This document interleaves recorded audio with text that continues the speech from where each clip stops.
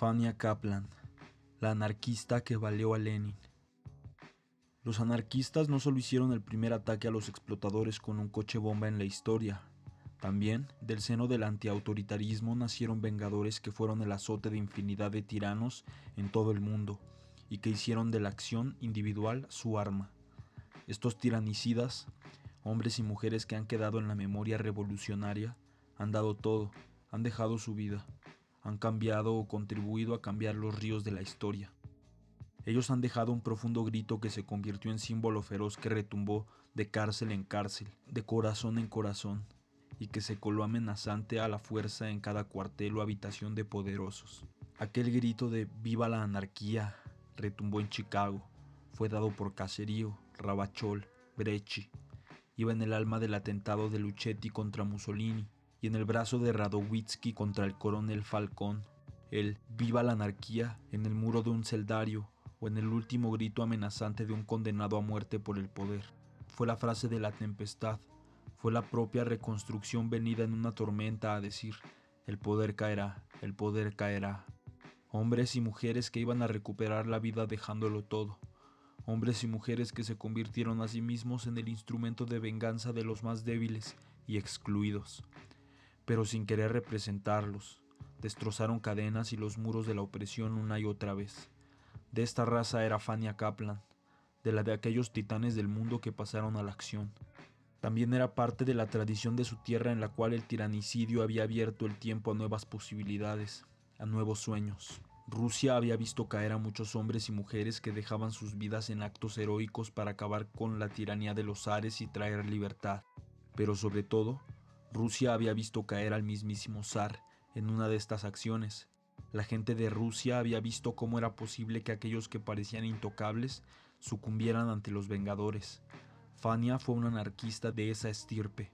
Fue una mujer de acción que hizo lo que creyó que su tiempo le exigía, y como todos aquellos que lo hacen buscando la libertad, desobedeció la ley y a los defensores del orden impuesto, cualquiera sea este. Nacimiento de Dora Kaplan.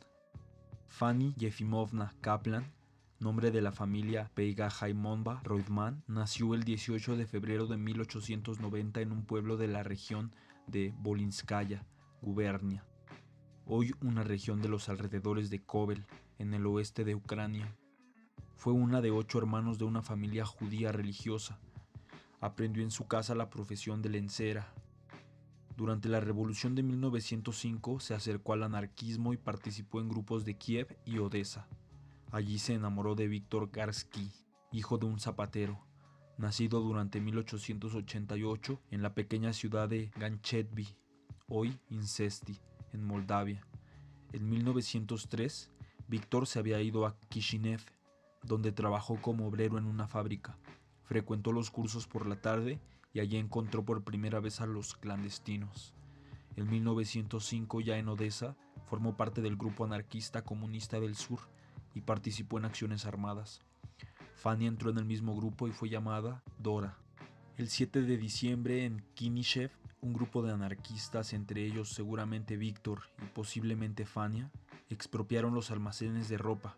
Más tarde, Fania comenzó a usar el pasaporte de una amiga nativa de Minsk, Feige Kaplan. En una acción contra un hotel y a causa de una explosión, perdió parcialmente la vista. Víctor volvió a Kishinev, donde continuó luchando.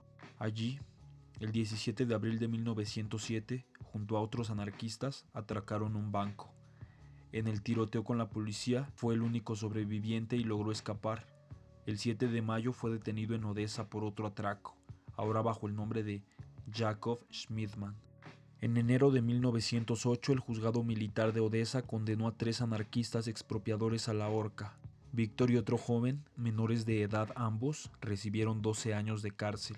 Más tarde, el 17 de mayo, al enterarse Víctor que Fania había sobrevivido al episodio con la bomba en Kiev, se autoinculpó para salvarla. Pero aunque su carta llegó hasta la mesa del ministro de Justicia en Moscú, la condena contra Fania permaneció invariable. Ese mismo año Víctor intentó huir, pero la administración del penal descubrió su plan y fue aislado. En 1911 fue nuevamente castigado y puesto bajo un tratamiento más severo. En marzo de 1917 fue liberado de la cárcel de Odessa y y regresó a su nativa Ganchevtsi, ahora con posiciones bolcheviques. En agosto del mismo año finalmente se reencontró con Fania en Yarkov. Se volvieron a enamorar, pero la cosa no funcionó. Durante la Revolución de Octubre, noviembre de 1917, de Tiraspol, en su región natal, herido, pasó desde marzo hasta agosto de 1918 en el hospital de Odessa. Luego se convirtió en agente de la Checa, policía política soviética, donde hizo una carrera en el aparato de opresión del nuevo régimen y murió en paz como la mayoría de los grandes canallas en 1956. Fania fue condenada a muerte por el juzgado militar de Kiev, pero como era aún menor, y probablemente por ser mujer, su condena fue cambiada por la prisión de por vida. En 1907 llegó al centro de Katorga, en el Nierchinsk siberiano, prácticamente ciega y encadenada de manos y pies por estar inclinada a huir. En el verano de 1908 supo de la condena de Víctor y su petición, pero la esperanza de ser liberada desapareció prontamente. Todavía casi ciega y medio sorda, sufría fuertes dolores y cayó en una depresión. Trasladada al hospital, fue conducida más tarde a otra cárcel del mismo centro de Katorga.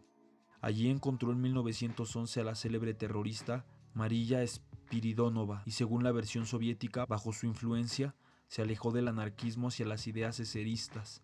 En verdad, hasta su muerte, Fania continuó siendo anarquista.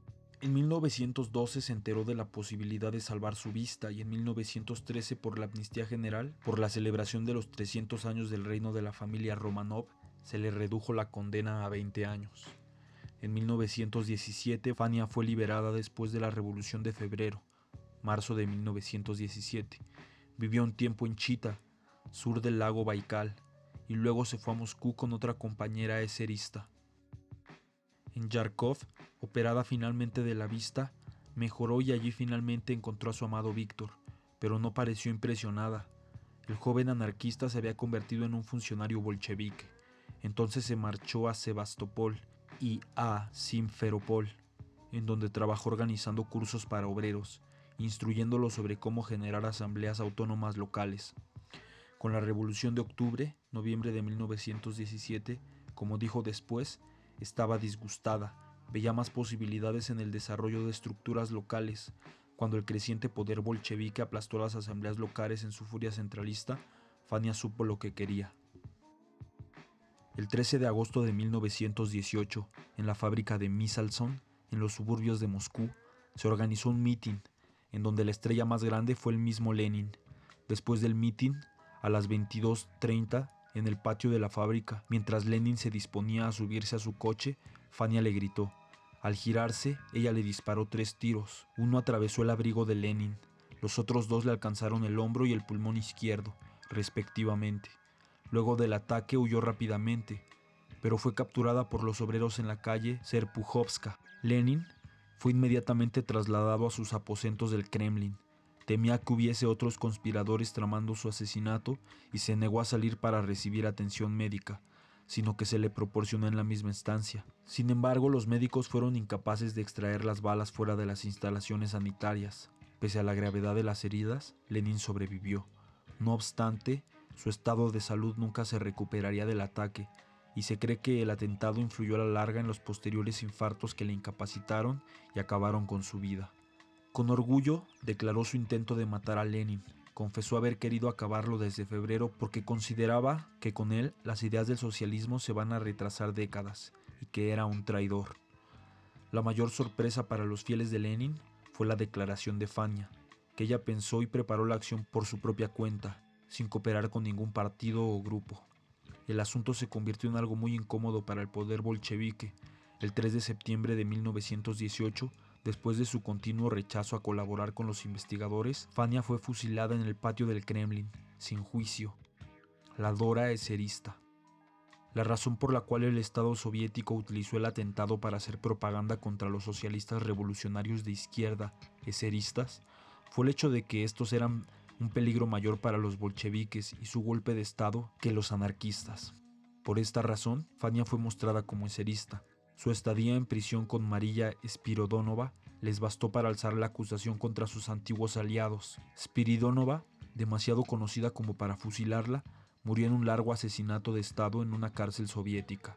Se debe recordar que estos no solo habían hecho muchísimo para conseguir la libertad política en Rusia, tenían tanto el respeto y reconocimiento de la población como demasiada fuerza, y eso ponía nerviosos a los bolcheviques. Así, la calumnia fue un arma fundamental para el bolcheviquismo, que apenas hechos con el poder se encargaron de arrasar con la posible competencia. No hay que olvidar que en febrero de 1918, cuando fueron llamadas elecciones para la Asamblea Constituyente, los bolcheviques solo habían obtenido el 25%, frente al 50% obtenido por los socialistas revolucionarios, mencheviques. Las mentiras y las campañas desacreditadoras las utilizarían contra los que luego de ser los héroes de la revolución, los marinos de Kronstadt, se convertirían mágicamente para el poder bolchevique en traidores y agentes del zarismo. Ese mismo año, las acciones de Petrógrado serían ahogadas a palo y mentira. También la lucha de los insurrectos magnovistas, ahogados en sangre por el Ejército Rojo, al mando del sanguinario Trotsky, fue no solo abatida por las armas, sino que se intentó sepultar a través de calumnias con la propaganda soviética. Otras revueltas antibolcheviques fueron directamente tapadas por un poder que ya se presentaba en toda su locura totalizante y que a todo le llamaba reaccionario, pequeño burgués o directamente enemigo. Fania Kaplan pasó a la historia oficial soviética como una terrorista esera y no anarquista. Los eseristas, junto a toda la oposición al autoritarismo, fueron exterminados. Ya en 1918, los bolcheviques habían creado por orden expresa de Lenin los centros de aislación, campos de concentración que se llenaban de opositores al nuevo régimen. Los intentos de detener el centralismo y el autoritarismo no fueron pocos, pero han quedado perdidos ante el poder totalitario que fue el Estado soviético. Por fortuna, gracias a mucho esfuerzo, por encima de él, aún se recuerdan las protestas de Moscú y Petrógrado contra la intromisión de la Checa y sus fusilamientos, y en contra de la falta de autonomía. Aún resuenan también la heroica resistencia de Kronstadt y las luchas de los magnovistas, que luego de luchar contra los zaristas, los invasores e incluso contra los nacionalistas ucranianos, tuvieron que luchar contra los bolcheviques que habían entregado su tierra a los invasores alemanes. Como se ha dicho, en 1918 ya había campos de concentración que se llenaban de opositores. También, como cuenta Alexander Bergman, la Checa hacía de las suyas fusilando a los opositores revolucionarios. En esos días, Fania aprieta el gatillo, dispara, hiere, pero no logra matar al líder del golpe de Estado en Rusia. En 1921, cuando Gastón Leval se encontraba en Rusia entrevistándose con Lenin, este le dijo que los anarquistas rusos no eran como los anarquistas del occidente, sino traidores y contrarrevolucionarios. Dada la protesta de los enviados por la CNT española, entre ellos el propio Gastón Leval, algunos compañeros lograron salvar la vida, otros muchos no corrieron con tanta suerte. Los anarquistas fueron solo un escollo más en el camino de implantación del Estado soviético, del pensamiento único y del poder bolchevique. Muchísimos revolucionarios fueron exterminados por Lenin, Trotsky y más tarde Stalin. Las balas de Fania, de todas formas, fueron y son el claro mensaje para los tiranos, un mensaje que dice no importar el color de este. Siempre de entre los oprimidos surge el aliento de la rebelión. Siempre en donde hay opresión, hay resistencia.